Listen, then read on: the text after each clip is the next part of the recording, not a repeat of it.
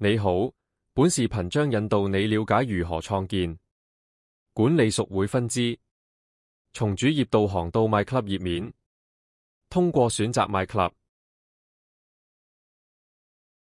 然後選擇右側的操作標籤。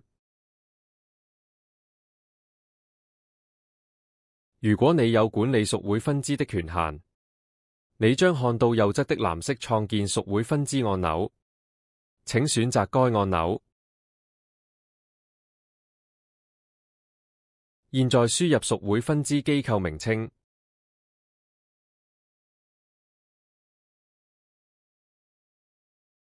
一旦你輸入了名稱，你還可以輸入有關屬會的其他信息，例如專頁或會議地點，如果有的話，並選擇下一步。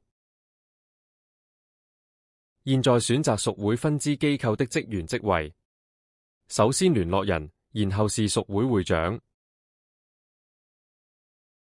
秘書和師傅，然後繼續。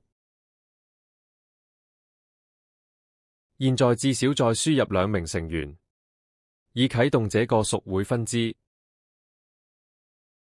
如果你有其他成員要添加，你可以選擇是，選擇彼並點擊下一步。系統現在將創建屬會分支。一旦創建記錄完成，系統會通知你成功，並已提交給 LCI 審批。讓系統刷新，你將能夠在屬會頁面上向下滾動，選擇保薦屬會標籤。你將能夠看到你主要屬會或保薦屬會。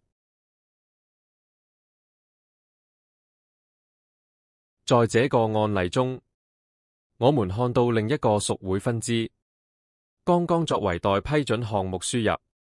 這段視頻到此結束，謝謝。